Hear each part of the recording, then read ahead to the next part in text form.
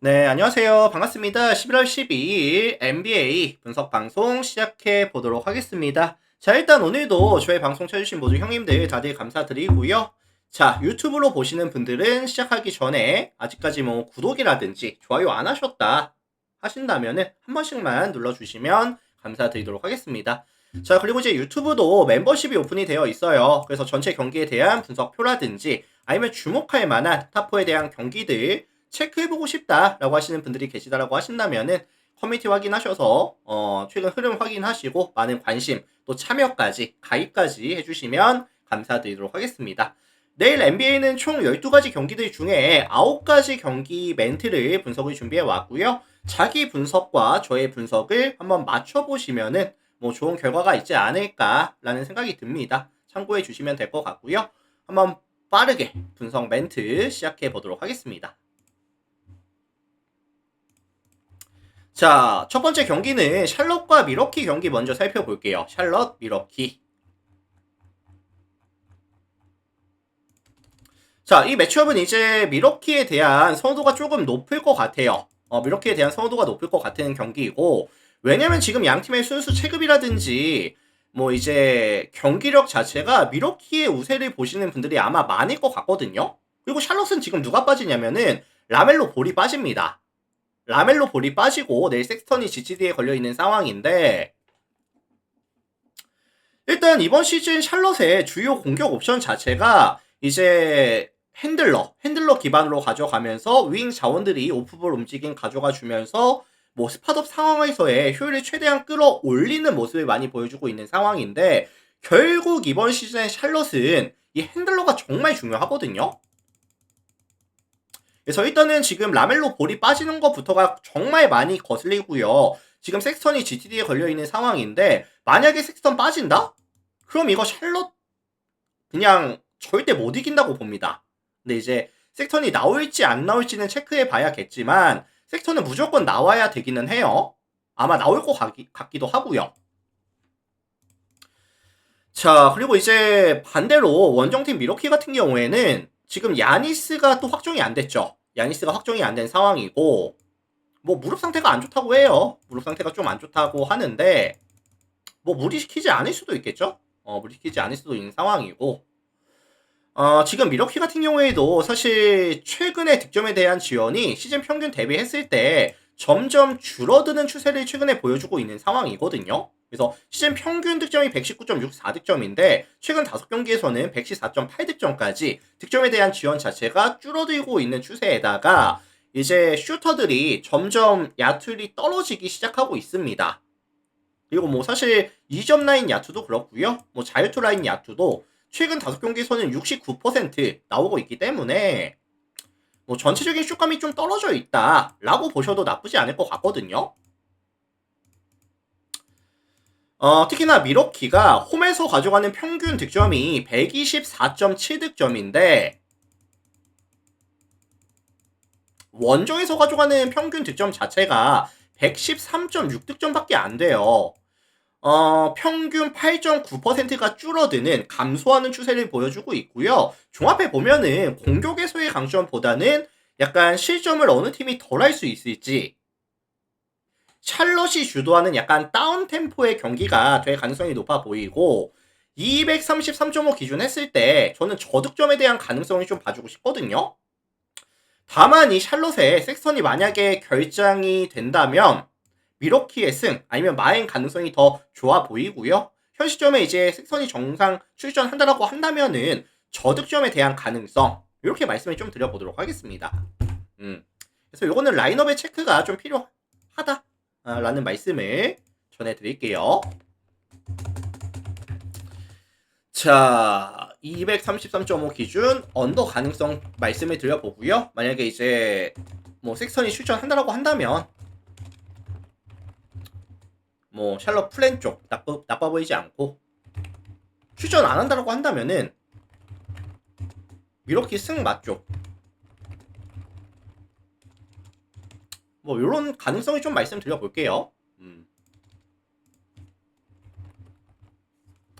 자, 참고하시면 될 것 같고 다음 경기 넘어가겠습니다. 디트로이트 시카고.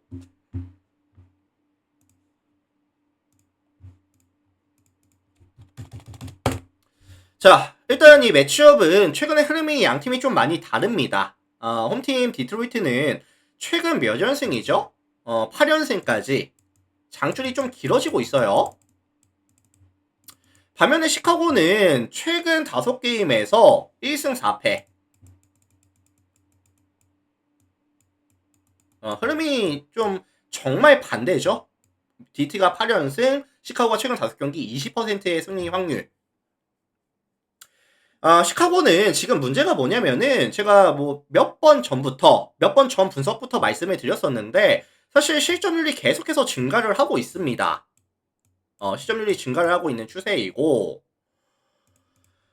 사실 시카고가 이제 도노반 감독의 색깔이 시즌 초에는 잠깐 나왔었거든요. 뭐 위치 선점이나 뭐 스위칭 수비에서의 강점들 이런 부분들이 나왔었는데 최근에는 자꾸 미스가 나오고 있고 순수 수비 능력 자체가 떨어지는 모습을 보여주다 보니까 자꾸만 실점률이 올라가요. 특히나 지금 디트로이트 같은 경우에는 뭐 두렌이라든지 폴 리드라든지 골 밑에서의 영향력이 정말 좋은 친구들이 많이 있는 팀이다 보니까 이게 사실 부세비치라든지 부젤리스가 막아주기에는 조금 부담이 되거든요, 사실. 그래서 저는 시카고의 수비가 내일도 역시나 흔들릴 수 있는 가능성은 존재한다고 봅니다. 다만 지금 디트로이트가 약간 변수라고 한다면은 이 백코트 라인들이 좀 많이 얇아져 있거든요.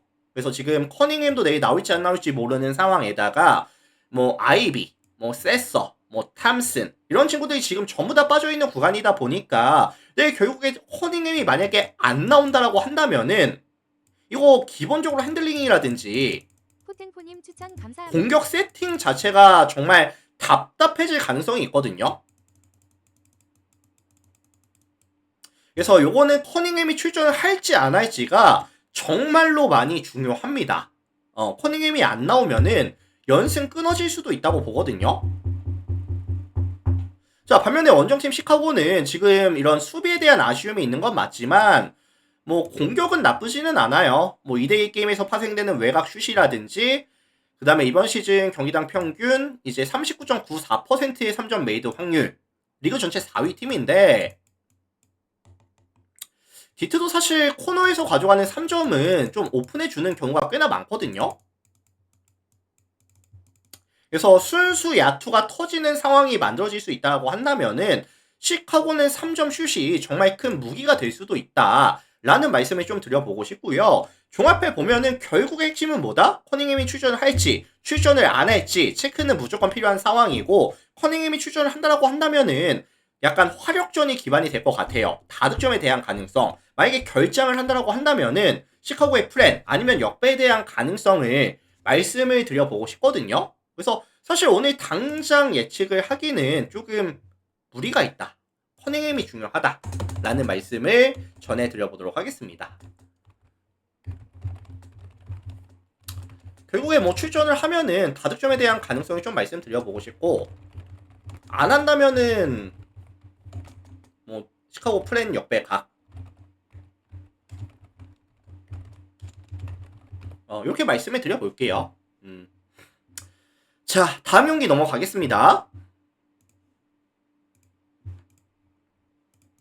자, 뉴욕이랑 올랜도 경기 살펴보도록 하겠습니다. 뉴욕, 올랜도.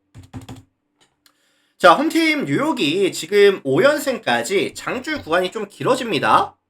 특히나 이번 시즌 뉴욕은 공격력이 정말 좋아요. 경기당 평균 득점이 121.8득점씩을 가져가면서 리그 전체 6위에다가 오펜시브 레이팅 역시도 121.4를 기록하면서 리그 전체 2위를 기록하고 있는 팀이거든요. 뭐 브런슨의 안정감 있는 핸들링이라든지 타운스의 탑에서 들어가는 드라이브에서 이한 뭐 직접 공격 아니면 외곽으로 빼주는 패스들 전부 다 이제 효율이 괜찮거든요. 뭐 브리시스, 아누노비, 뭐 맥브라이드, 샤멧, 뭐 야브셀레 스팟업 자원들도 흐름이 괜찮아요.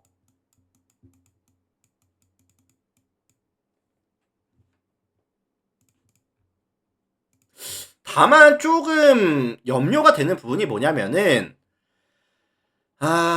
이제 뉴욕에 오늘 경기가 있었죠. 경기가 있었었고 뭐 브런슨이라든지 아누노비 그다음에 브리지스까지 30분 중반 이상씩의 출전을 가져가고 왔다 보니까 올랜도는 거기다가 이제 대인방어 능력이라든지 뭐 스위치 수비에서의 강점이라든지 타이트하게 붙어주는 상대의 체력을 뺏어주는 이런 수비라든지 수비 코트에서의 강점이 정말 많은 팀이거든요.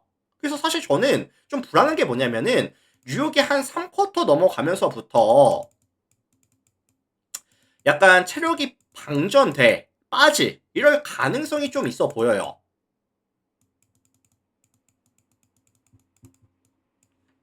그리고 올랜도도 사실 실제로 이번 시즌 평균 실점이 115.82 실점씩을 가져가는 팀인데 최근에 점점 수비가 잘 되고 있고 정교해지고 있으면서 실점률이 점점 떨어지는 또 추세를 보여주고 있는 팀이거든요.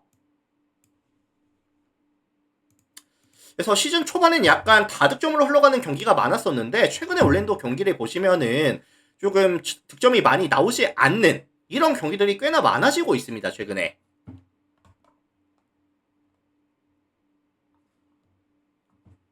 그래서 올랜도의 수비는 어느 정도 이제 뉴욕의 공격을 억제해줄 수 있는 110점대까지는 100점에서 110점대까지는 좀 떨궈줄 수 있는 힘이 있다라고 저는 좀 예측을 해볼 수 있도록 하고요. 그리고 올랜도가 공격에서는 사실 프란츠 와그너라든지 방케로 위주로 풀어갈 텐데 아누노비와 프란츠 와그너의 매치업은 사실 사이즈에서 차이가 좀 나고요. 그 다음에 이제 뭐 타운스와 방케로의 매치업에 있어서는 이 타운스의 대인방어 능력 자체가 그렇게 좋은 편은 아니거든요. 그래서 뭐 공격도 뭐 나쁘지 않게 될 것 같고. 그래서 요거는 사실 뉴욕이 백투백이라는 이런 리스크가 있기 때문에 접전 저득점에 대한 가능성을 좀 말씀을 드리고 싶거든요. 그래서 종합해 보면은 올랜도의 이제 프렌이라든지 아니면은 이제 229.5 기준 했을 때 언더에 대한 가능성까지 좀 언급을 드려보고 싶습니다. 참고해 주시면 될 것 같고요. 자, 다음 경기 넘어갈게요.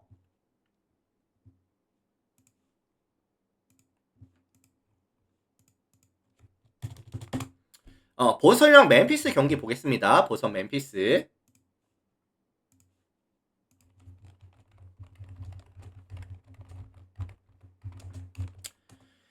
자, 다음 경기 보도록 하시죠. 자, 일단 이 매치업은 사실 양 팀 다 백투백 일정을 가져가는 상황이거든요. 보선도 백투백, 그 다음에 멤피스도 백투백. 근데 이제 보선 같은 경우에는 사실 조금 아쉬웠던 부분이 오늘 필라델피아와의 경기가 있었고 경기가 이제 2점차 승부로 경기가 끝이 났어요. 2점차 패배를 당하고 왔습니다. 그래서 결국에 핵심 코어들에 대한 출전 시간에 대한 관리가 잘 안 됐어요. 왜냐면 경기가 접전, 초접전으로 가다 보니까 뭐 화이트라든지 브라운이라든지 30분 중반 이상씩을 뛰고 왔죠. 그래서 질 거면 그냥 차라리 깔끔하게 졌으면 모르겠는데 접전으로 가져가서 경기를 뭐 꾸역꾸역 2점차 패배를 당하고 왔다 보니까 내일도 사실 체력적인 이슈가 있을 가능성이 되게 높다고 봅니다. 그리고 사실 이번 시즌 보서는 이런 공격 코트에서의 효율은 정말 많이 떨어졌어요. 지난 시즌 대비했을 때. 다만 수비 코트에서의 효율은 나쁘진 않거든요. 근데 이제 문제가 뭐냐면은 이런 4번, 5번에 대한 약간 수비 능력 자체가 조금 떨어진다. 그래서 사실 뭐 자모란트라든지 자렌 잭슨이 림 어택으로 들어왔을 때 드라이브 들어왔을 때 과연 파울 관리가 될 것이냐 실점에 대한 억제가 될 것이냐 약간 이런 부분이 좀 거슬리거든요.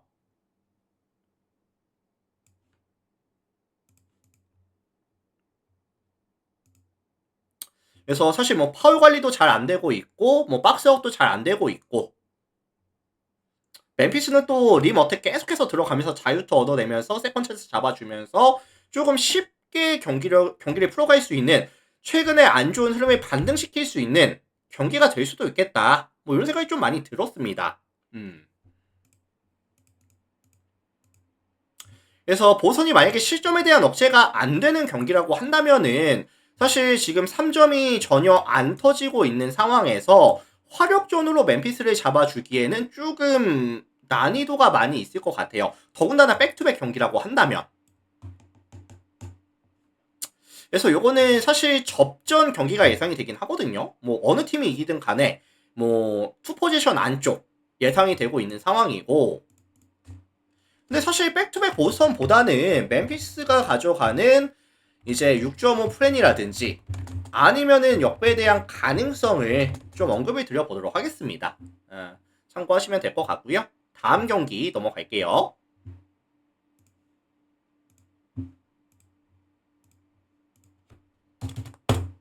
자, 마이애미랑 클블 경기 보도록 하겠습니다. 마엠 클블.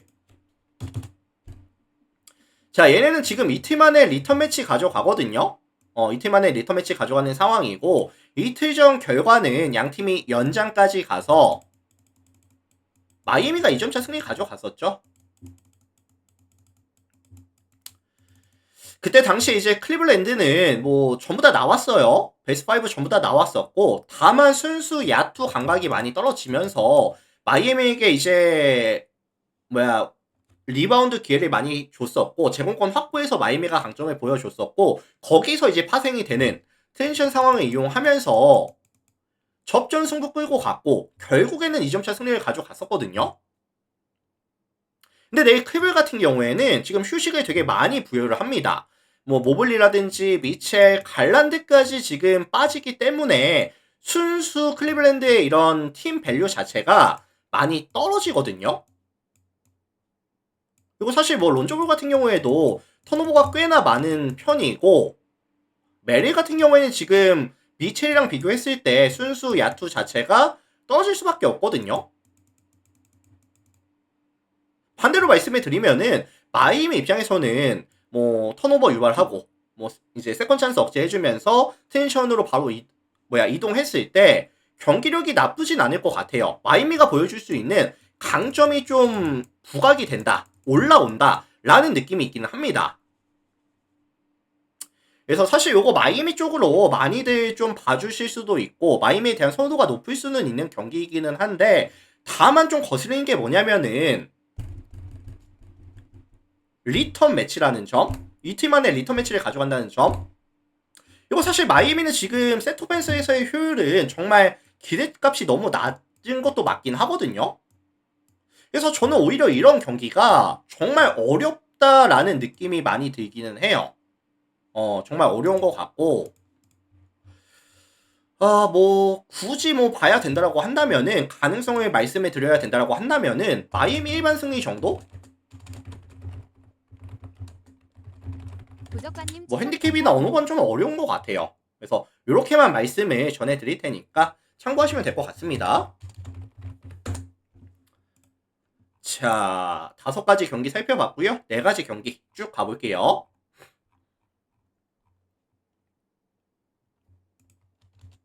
노랑이장님 추천 감사합니다.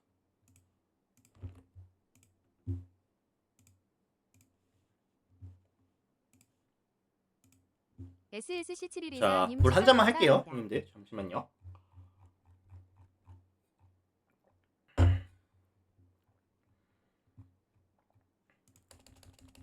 자, 휴턴이랑 워싱턴 경기 살펴보도록 하겠습니다. 휴턴, 워싱턴. 자, 원정팀 워싱턴이 지금 이제 연패가 몇 연패죠? 9연패까지 좀 길어집니다. 굉장히 많이 길어지고 있는 상황이고, 사실 워싱턴의 문제는 제가 계속 말씀드렸어요. 수비에 대한 지표가 너무 안 좋다. 경기당 평균 실점이 129.18실점, 리그 전체 꼴찌에다가 디펜시브 레이팅 역시도 122.3 기록하면서 리그 전체 29위거든요. 수비 코트에서 가져가는 에너지 레벨 자체도 많이 떨어지고 있고, 박스아웃도 안 되고 있고, 컨택 능력도 떨어지고 있다 보니까 상대하는 입장에선 되게 편합니다. 워싱턴 공격 코트에서 득점을 가져가기가. 그리고 사실 이 휴턴 같은 경우에도 센군이라든지 듀란트라는 확실한 스코어러가 존재하고요. 게다가 이제 세컨 찬스에 대한 강점까지 있는 팀이다 보니까 전 휴턴이 내일 워싱턴을 만나서 정말 많은 득점을 좀 가져올 수 있다라고 생각이 들거든요. 결국에 워싱턴은 실점에 대한 억제는 안 될 거고, 화력으로 이거를 따라 붙어줄 수 있겠느냐, 접점을 가져갈 수 있겠느냐를 봐주셔야 될 것 같은데, 사실 워싱턴은 이번 시즌 가장 많은 공격 파일을 가져가는 선수가 키시온 조지라고 저는 생각을 해요. 근데 내일 매치업을 누구를 붙여주냐면은 듀란트와의 매치업을 붙여주거든요.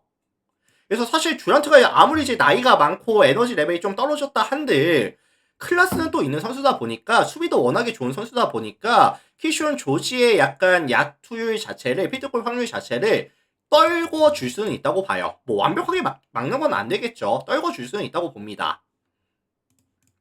그래서 저는 워싱턴이 사실 키슈온 조지가 막히는 상황이 만들어진다라고 한다면은 지금 워싱턴이 주요 공격 옵션이 이제 빅맨 기반 가져가면서 픽앤롤 가져가는데 이 외곽에서 키션 조지라든지 사르가 외곽에서 좀 막히는 상황이 많이 만들어진다고 한다면은 좀 따라가기 힘들 것 같거든요. 휴턴의 화력을.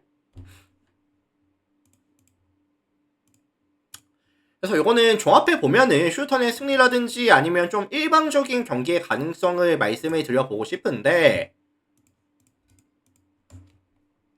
다만 핸디가 좀 많이 높기는 해요. 휴턴 승에 이제 16.5라는 높은 기준점이 잡히는 상황인데 이게 단순하게 계산해보면은 6번의 포지션을 리드를 가져가야 되거든요. 근데 저는 뭐 가능하다고 봅니다. 휴턴이 더 많은 포지션과 더 높은 성공률, 워싱턴의 야투를 떨궈줄 수 있는 이런 모습을 보여줄 수 있다고 한다면은 가능하다고 봐요. 그래서 가능성을 말씀을 드릴 거고 다만 너무 부담이 된다. 뭐 이해합니다. 너무 부담이 되는 수치는 맞는데 가능성을 말씀을 드리자면은 마헨 쪽에 대한 가능성이 좀 더 높아 보인다. 뭐 이런 말씀을 전해드릴게요. 참고하시고.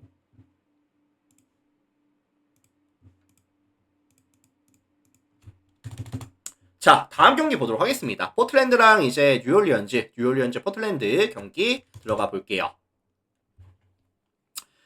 자, 이 매치업은 이제 포틀랜드에 대한 선호도가 아마 높을 것으로 예상이 돼요. 포틀랜드에 대한 선호도가 높을 것으로 예상이 되는데 이번 시즌 포틀랜드는 이 공격 코트에서의 발전이 꽤나 많이 있었거든요. 경기당 평균 득점이 120.6득점, 리그 전체 8위에다가 그 다음에 공격 코트에서의 적극성이라든지 아니면은 이제 뭐 세컨 찬스에 대한 이런 부분이라든지 자유투 시도라든지 이런 부분들이 정말 많이 좋아졌거든요. 특히나 내 이런 3번 포지션 아부디아와 그 다음에 사딕 베이, 허버트 존스 이런 매치업을 가져갔을 때 사실 아부디아가 사이즈라든지 그 다음에 이제 힘이 워낙에 또 좋다 보니까 여기서 아마 마진이 되게 많이 남을 거예요. 이 3번, 4번 포지션에서 윙 자원에서 아마 마진이 많이 남을 겁니다. 그래서 아부디아가 이번 시즌 되게 좋아진 게 뭐냐면은 사실 온볼 상황에서의 마무리 능력도 많이 좋아졌고요. 특히나 외곽으로 빼주는 킥아웃 패스도 많이 좋아졌고 순수 야투 자체도 잘 터져주고 있거든요. 그래서 여기서 아마 마진이 많이 남을 거고 반면에 지금 뉴올리언즈 같은 경우에는 뭐 머레이라든지 윌리엄슨 풀까지 빠져있다 보니까 폭발력은 사실 좀 떨어질 수밖에 없죠. 떨어질 수밖에 없는 상황이죠. 이런 게 좀 아쉽죠, 사실 뉴올리언즈는. 그래서 뉴올리언즈는 그러면은 내일 포틀랜드를 잡기 위해서는 어떻게 해야 되느냐. 사실 트레이 머피라든지 사딕 베이라든지 호버트 존스라든지 높은 에너지 레벨 그 다음에 이제 상대 턴오버 유발 이런 부분을 가져가면서 이제 만들어지는 공격보다는 속공 상황을 좀 많이 이용해줘야 되는 상황인데 사실 포틀랜드 같은 경우에도 높은 에너지 레벨을 가져가는 팀이고요. 그 다음에 이제 턴오버가 그렇게 많은 팀은 또 아니에요. 그러다 보니까 뉴올리언즈의 강점을 좀 억제해줄 수 있는 능력이 또 된다고 보거든요. 그래서 요거는 뭐 종합해 보면은 포틀랜드가 조금 유리하게 경기를 풀어갈 가능성이 높아 보인다. 확실한 에이스의 존재 여부가 차이가 좀 크다고 봅니다.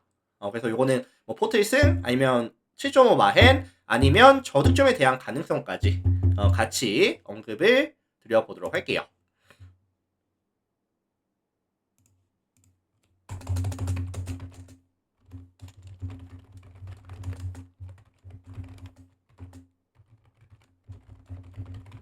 자, 참고하시면 될 것 같습니다. 다음 경기 넘어갈게요.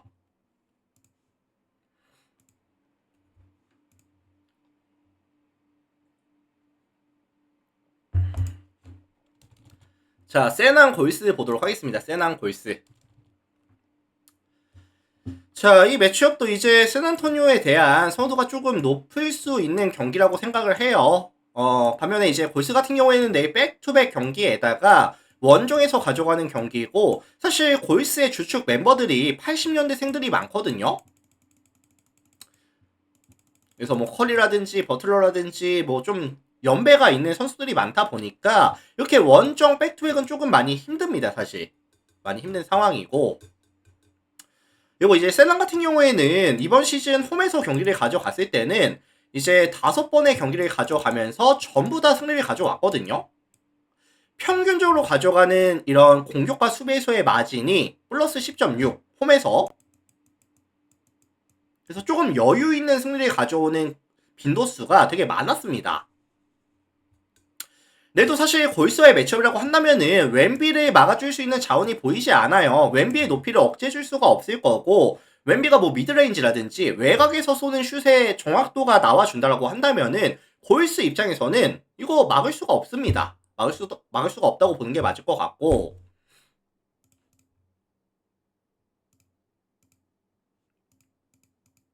골스도 이제 화력으로 조금 맞불을 놓으려면은 조금 많은 움직임 가져가 주면서 외곽에서의 좀 찬스를 잡아줘야 되는 상황인데, 골스가 또 최근에 이 3점 야투가 좀 하향세를 그리고 있거든요.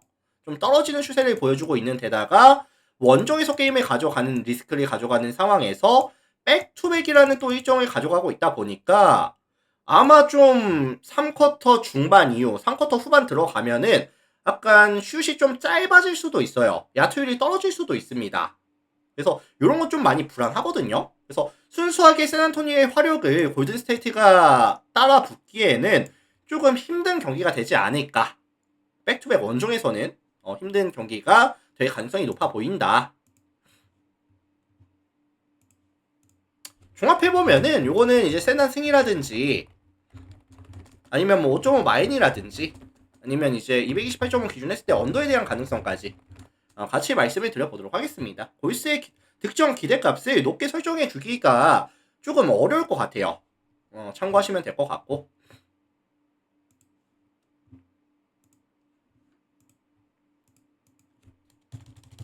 자, 다음 경기 보겠습니다. 댈러스랑 피닉스 경기 볼게요. 댈러스 피닉스.